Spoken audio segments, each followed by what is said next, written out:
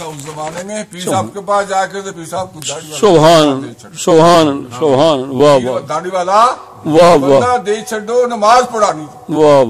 تو یہ پیر معروف صاحب کی جو زندگی ہے کوئی شخص ان کا مقابلہ نہیں کر سکتا اللہ سبحان اس معاملے میں اس زمانے میں 12 گھنٹے شفٹ کر کے رات کی صبح آنا اور پھر تبلیغ کرنی سبحان اور پھر یہ جتنے علماء جتنے پیر ہیں میں یہ آپ سے کہتا ہوں کہے یا نہ کہے تو میری تو ساتھ گزری ہے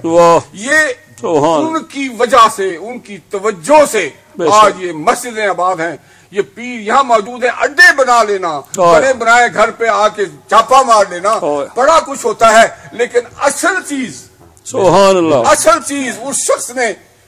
خدمت کی ہے اور پیر صاحب نے 12 گھنٹے شفٹیں بے شک قسم ذات پاک کی ہم دیکھتے تھے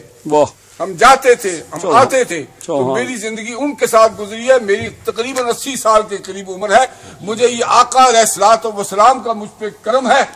میں آپ کو ایک صحیح بات بتا دینا چاہتا ہوں جتنا کرم میرے آقا کا مجھ پہ ہے جتنی نگاہ میری تو مولا سب کو عطا فرما آمین آمین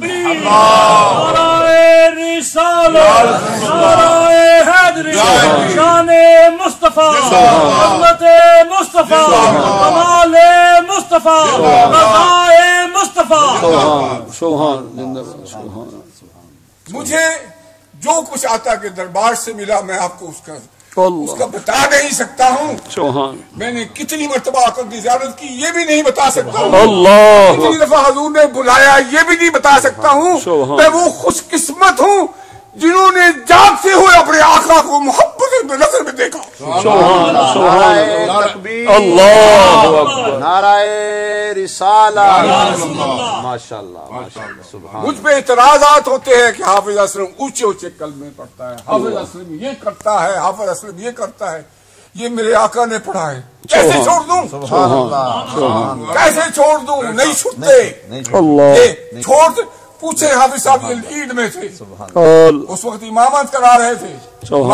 وہاں بھی بولا جہاں جاتا ہوں کوئی کہتا ہے یہ دیوبندیوں کی مسجد ہے میں کہا کسی کی مسجدوں میں آقا کا غلام بھائی اصل چیز یہ ہے کہ میں نے جو کچھ بھی حاصل کیا یہ علماء کی خدمت محبت سے حاصل کیا ہے اور دعا یہی کرتا ہوں کہ آقا اپنی غلامی میں رکھیں آمین آمین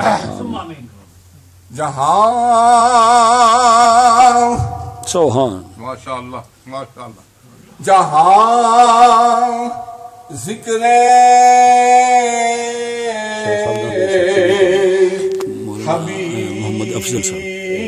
حبیب ہوتا ہے ماشاءاللہ میں ناخوا بھی نہیں اللہ بھی نہیں آج تو سب کچھ ہو سبحان کچھ بھی نہیں مگر کیا ہے آقا کی محبت ہے حافظ صاحب نے ہاتھ پکڑ کے لائن پہ لگایا بیٹا اس کو نہ چھوڑنا سبحان نہیں چھٹی یہ کرم ہے اس آقا کا چھوٹی چھوٹی باتیں ہیں کروں تو کیسے کروں کیا کروں کوئی موقع ہی نہیں دیا جب بچپن تھا تو ایک ہم کیا کرتے روزے دی جالی چمبلین دے اے پہرے دارا روزے دی جالی چمبلین دے تیری خیر ہوئے پہرے دارا روزے دی جالی چمبلین دے جب آقا نے بلایا ہم پہنچ گئے میں جالی کے نزدیک جاؤں آگے وہ ڈنڈے والا کھڑا اس نے ایک ہاتھ تو جالی سے پکڑ رکھا دوسرا ڈنڈا مارے پھر پیچھے کر دے پھر آگے ہوں پھر ڈنڈا مارے پھر پیچھے کر دے کبھی ایک ہاتھ سے پکڑ لے دوسرے سے مارے کبھی دوسرے ہاتھ سے پکڑ لے اس سے مارے کھڑا کھڑا سوچ رہا ہوں کہ دیکھو یہ مجھے تو نزدیک نہیں لگنے دیتا